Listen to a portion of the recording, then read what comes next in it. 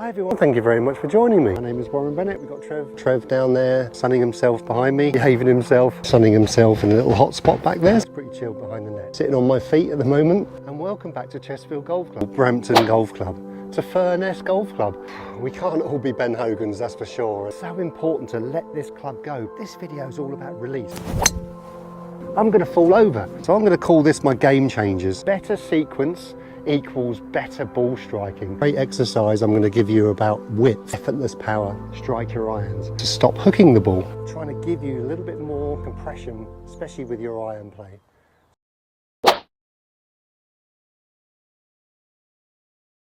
I'm going to show you the drill and how it can improve you and how it can improve your ball striking, consistency, and then hopefully accuracy as well. If you're trying to hit down, it's easy for this club to go this way.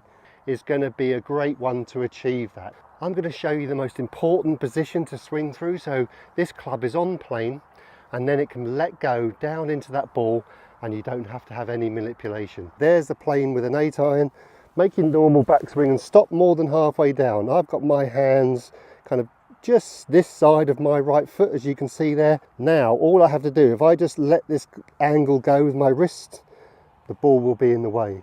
If I'm on the wrong plane, if I'm too steep, which a lot of people are, and let's say 2 out, if I let this club now go, you can see it wants to come inside. Backswing, halfway down, tiny momentum pump still, and just let it go. There is no holding on. But we've got to learn what playing looks like. And even now, I've got ball turf, even just a small shot like that. Club is up in the air, as you can see, and it's on plane. It's not low. It's not steep, it's not flat. I'm going to show you later in the video how to layer this into a normal swing. There is a little Goldilocks zone you can be in here. Go into the nitty gritty of your golf swing. I call it the internals. Neutral, draw swing, fader swing. And hit the golf ball from a completely different position than I normally would. I became a beginner again. Would have realised that I kind of had so many swing thoughts because nothing really worked. The internals of my golf swing never worked. So I could feel this club dropping under me to hit the ball from a completely different position than I was used to. Swing and what that club wants to do under speed, that club's going to have to be in a position to work for you and be your friend. If layering speed on top of that made it even worse. The more I was doing it, the worse it got. The more under speed, all I had to do was rotate and the club would come out in front of me. So from here, I had to learn now to hit the ball. I learned to become a beginner again. Ex-tour player at the time, I couldn't hit the ball. I was literally topping it, fatting. I remember I was shanking it. All I had to do from here is rotate and the ball would just get in the way. So I was relearning how to hit the golf ball. Consistency happened. It was absolutely amazing. It was my little breakthrough. If I said to them I've had the same swing thought for 10 years, they would literally be flabbergasted because I used to have 10 swing thoughts around, probably. As soon as I picked this up and I could feel now the kind of the pressure and the club getting thrown out to the ball because it's on plane, now golf became easier. And you can see there it's getting pulled back into impact. Always felt like it's quite good to keep something kind of real because it's something that I've experienced myself.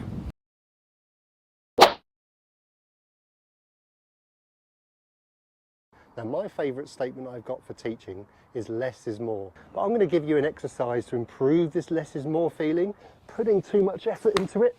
So their body's moving a lot, but there's no natural speed down the bottom. So the amount of effort I'm putting into the shot, obviously I've got a big awareness of what's going on with my body, but there's not a lot of speed down the bottom. Getting this circle of this club head back to the ball quickly. I'm not holding on to it. What you're looking for this angle to get more in a straight line. You can see my left arm and club shaft all in one line there. Yes, I'm still kicking and moving my weight off my right foot onto my left, but I'm looking for it to match up here. It's still moving forward, but it's now rotating. So it's doing this little flick move. So you can see the amount of speed I'm doing there, and I'm not feeling it. That's the less is more feeling, everyone. But I can guess that that club's traveling pretty quickly and I haven't moved 1 millimetre. Obviously, When you're layering a swing on top of that, obviously we'd like to have a little bit of movement, and everything's a blend, remember? And a lot of people forget about the arms and wrist ingredient. But this is now final wrist snap. Really important. You can hear the snap down there, hopefully. So you're blending now, you're starting to blend. This is great work away from a golf course. Backswing, drop down, a little bit of weight shift, snap. Less is more with the hands and club, less with the body. And to give it a little reminder, you can kick your right knee in as well. Backswing, drop down, kick in and release. Ooh, really give that a little bit of snap there. There's improvement and consistency. You're not just looking for hopefully just a little swing thought from the swing thought tree and hopefully it's going to work. You're building a swing that's going to give you a little bit more result and consistency, which is the key. Speed and distance comes from stuff that you can't feel. How to introduce more snap into your golf swing. There's a right and a wrong way to do it, but 99% of the time, every iron shot you're going to hit, the ball's going to be on the floor. And as we know, that's really difficult to kind of, if you're in the wrong place, to make sure that ball gets hit first. And making proper contact is ball first and then divot after. So really this exercise is delaying your release as long as you can. So keeping your hands into the ball as long as you can, even past the ball with the club up in the air. My hands are kind of on top of the golf ball, and now even just a slight movement forward with my hands, but most of all I'm just getting this in. So because the club face is up in the air, it's going to now strike the ball because my hands are so far ahead of the club head and my hands are so far on top of the ball that any release now is going to be ahead of the ball, if not on top of the ball. If you're a slice of the ball, get the club behind you even more. If you're a hook of the ball, I'd get it level. My left wrist, what it's doing there, to give you a little bit of exaggeration, so when you come back to your normal swing, you can get a little bit more ball on that club face. I'm going to show you how to layer it into a normal swing now. It really felt like I can press down on that ball then. It really felt like it anyway. Obviously, if you're hitting off grass, you'll be able to tell more because you can be a divot after, obviously, and you can see where the entry is. And then get your elbow in there whilst keeping the angle, as you can see there, keeping that in. If that elbow and that right arm is bent, it'll be easier for you to keep that angle. I'm turning that 8 iron into a 7 iron, and there's that compression. And if you swing through the positions that I'm going to show you, this club has a much better chance to drop in the slot a little bit more effectively and consistently, and more importantly, create that speed and power and more distance that you're probably looking for as well. If you want this club to drop in the slot, you want to do it naturally and you want to do it under speed.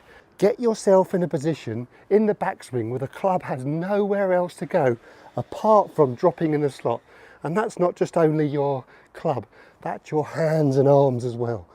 But in golf, you're definitely looking for your arms and hands to be kind of dropping inside here, getting it inside into your body, clubs angled back, and then you can unleash it from there.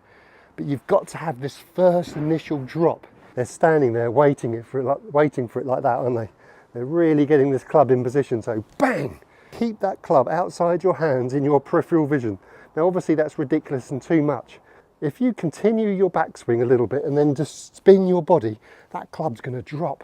And then you're in a position to create more power and speed with your release. You're looking for this club to kind of go and your wrist to go this way. See what's happening?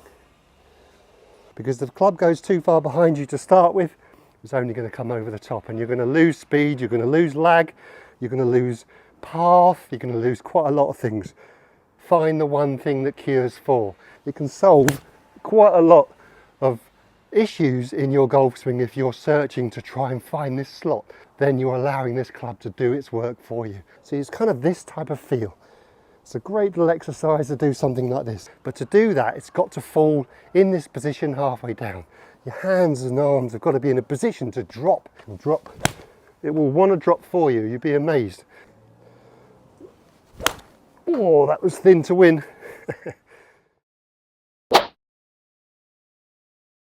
Couple of lovely little, very simple exercises to make sure you're making contact correctly with the ground every time. A lot of great players and a lot of good ball strikers do the opposite.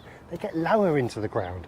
A lot of people I see, a majority, high handicappers, people who are beginning to play golf, they step away from the ball, they go away from where the ball is. So what you're going to have to do now is make a normal backswing and go down. You can see how low I have to stay there, how down I have to be.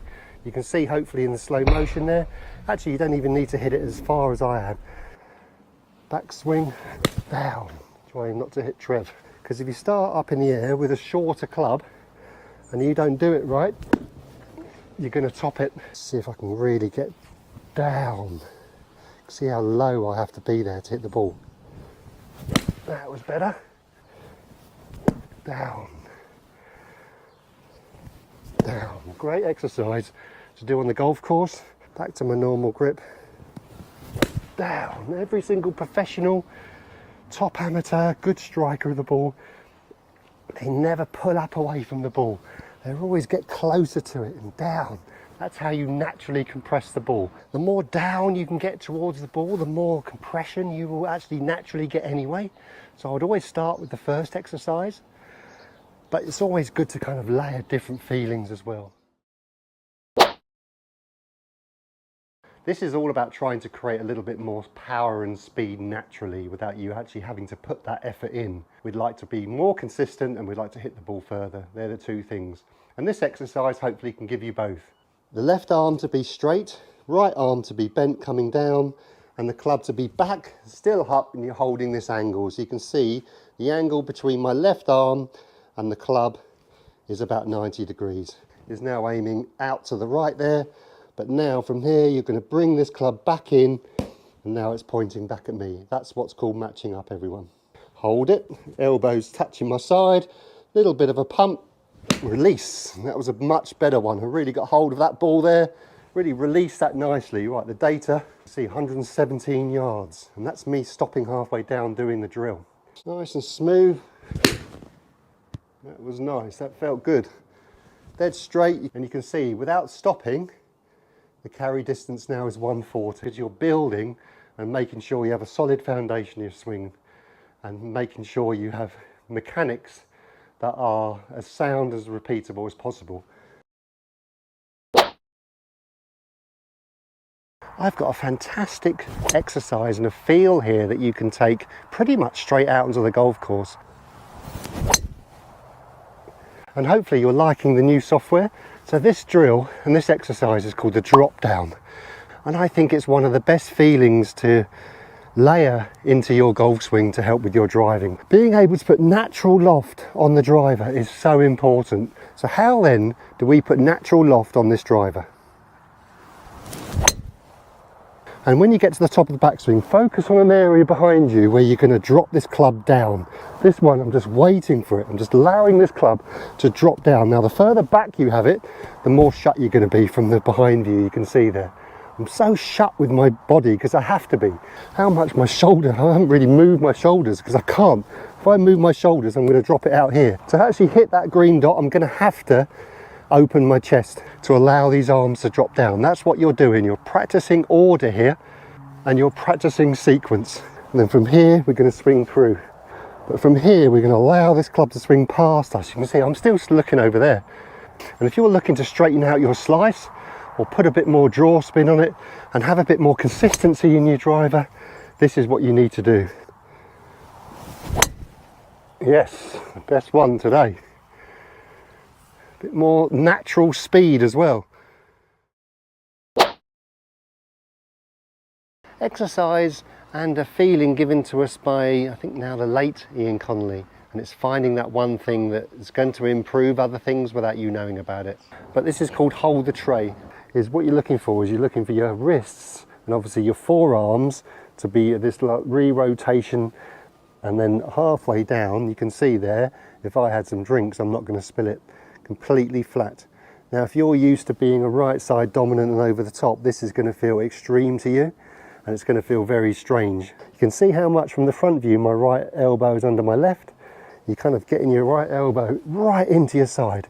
But you over the toppers, you slicers, this is what an element of this re-rotation of these wrists, this is what you're looking for. Hold the tray halfway down, everyone.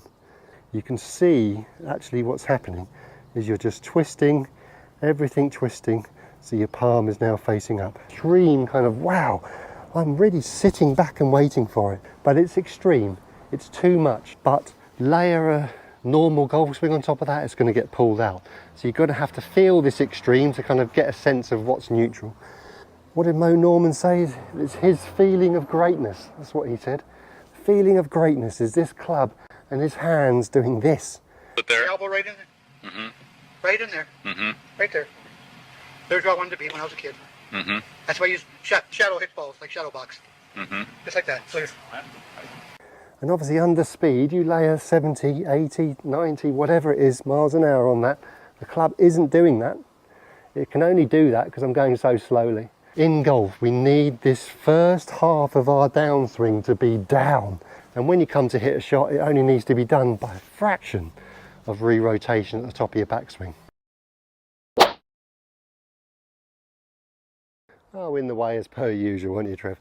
This one I'm going to show you a simple exercise which you can do pretty much anywhere in terms of at home, practice swings, in the net, on the range, and obviously we're going to transfer this feeling onto full swings which you can take out onto the golf course. So we're going to do less waffling and we're going to do more hitting. So this is probably what I would call probably one of my desert island exercises, with the club dropping under and behind you. From here, little pump, and we're going to rotate through. Now you can either rotate through or you can just release the club head from there, depending on what fault you have in your golf swing. From here we're just going to release the club, not really going to move my body. That's to get a little bit more draw spin. Down, release, straight down. From here I'm going to release a little bit of my torso now, and we're going to keep it there. There's a bit more hand and arm and club release there. I've really got an in to out swing path. Beautiful. Repetition is the mother of skill, everyone. Showing what to do, showing your arms, showing the club, showing your neurons in your head where this club goes. Keep that connection through. This is definitely not a distance exercise, everyone. Down, through. Oh, I am not going to fade the ball doing that swing. Beautiful.